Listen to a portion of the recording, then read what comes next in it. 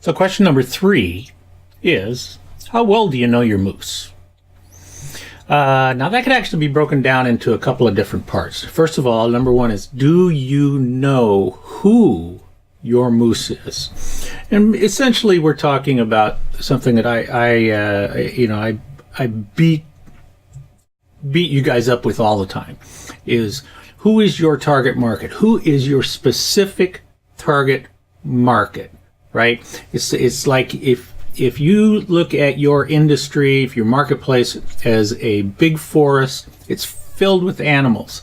You could go out there and you could say, oh, we could sell to anybody. We could sell to everybody in here.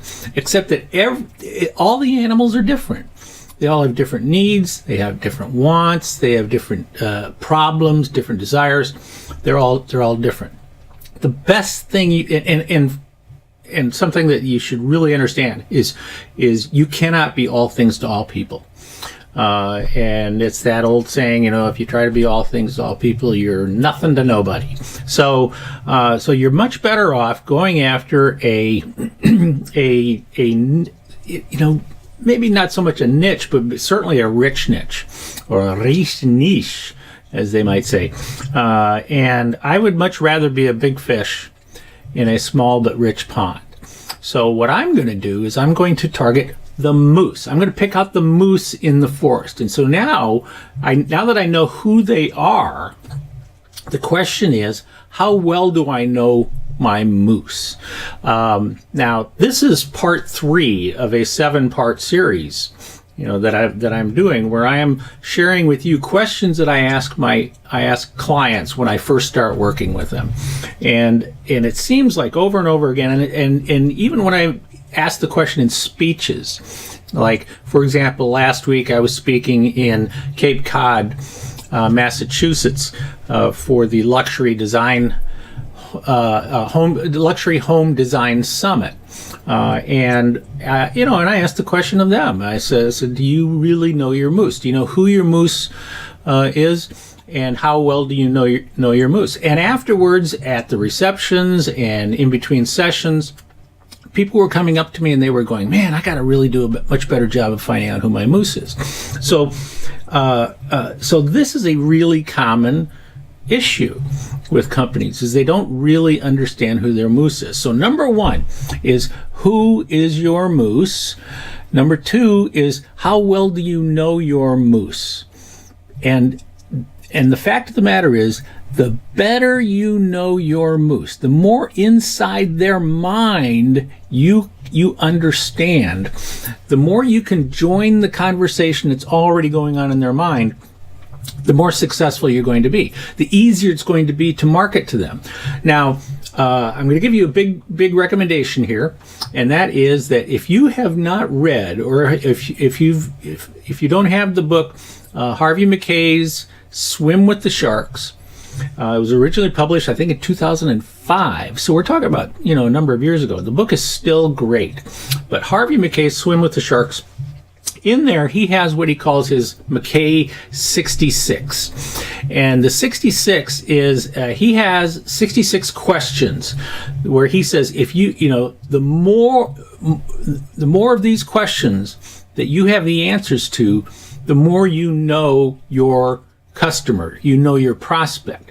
And I would say that there might be some questions in there that are not as applicable today as they were back in 2005, but that's okay. If you if you don't have that book, go get it, or you could probably just Google, the Mackay 66, and find somewhere to download it and look at it. And I would strongly recommend you do that. Now, I am going to share some questions that I would add to the Mackay 66 as examples for what I mean by how well do you know your moose. And it starts with, how well do you know each individual moose, people that you're already doing business with. And so like, for example, one of the things that I often do when I'm with clients is that if I'm in their office or at their home or something like that, is I study their office, for example. I study the pictures on their wall. Do they have pictures of their family? Then you can, if so, great. You can learn about their family. Sometimes people will have pictures of them with other people, maybe sometimes famous people, and you can ask questions about that to learn a little bit more about them. I always look at the books that they have on their shelves. Which books what do they read? Is it primarily business books, or do they have other types of books? I ask, who is their favorite author?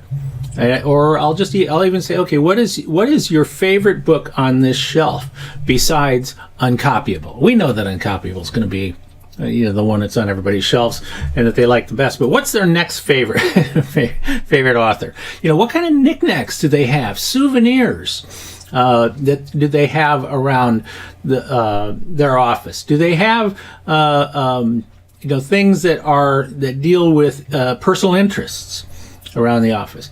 It's real. People tend to design and set up their office with things that make them feel it's very personal to them.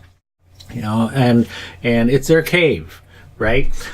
You could ask them things like about where do they go on vacations? Where have they gone on vacations? Where have been the best places they've gone on vacations? You start to learn a little bit about them from that, because are they adventurous, or do they go lay on a beach somewhere and read a book?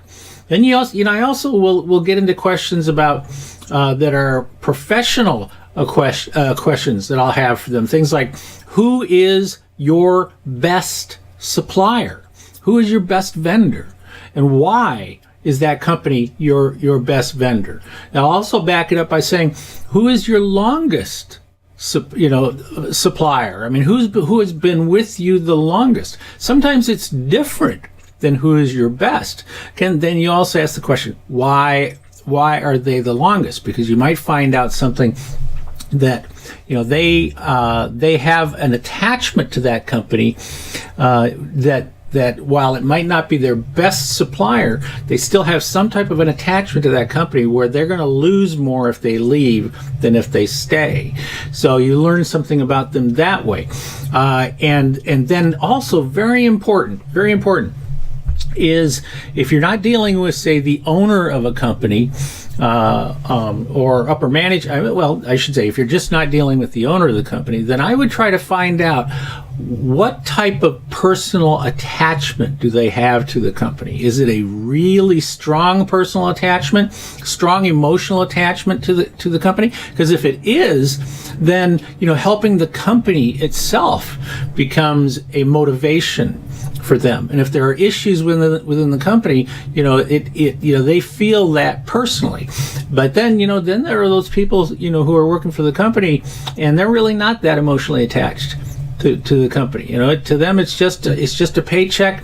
It's a day closer to retirement, or maybe they've got one foot out the door right now. They're looking for somewhere else to go. These are the types of things that the more you know about these people, and their needs, their wants, their challenges, their aspirations, their obstacles, what keeps them awake at night, what are their personal, where does the personal come in to the equation?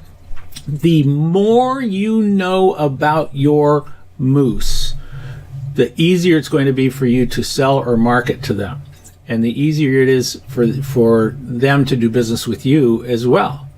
So that's question number 3. If you did not see the first 2, go back into my videos. I'll probably have a link in here somewhere where you can go back into my blog posts and look for number 1 and number 2 to watch those. And then be sure and join me again next week when I'll have question number 4 of the 7 questions that I commonly ask new customers and new prospects that help me to better understand them. This is Steve Miller, better known as Kelly's dad and marketing gunslinger. Thanks again for joining me this week on my Uncopyable Business episode. And I look forward to seeing you again next time. And in the meantime, always remember, be uncopyable. I'll see ya.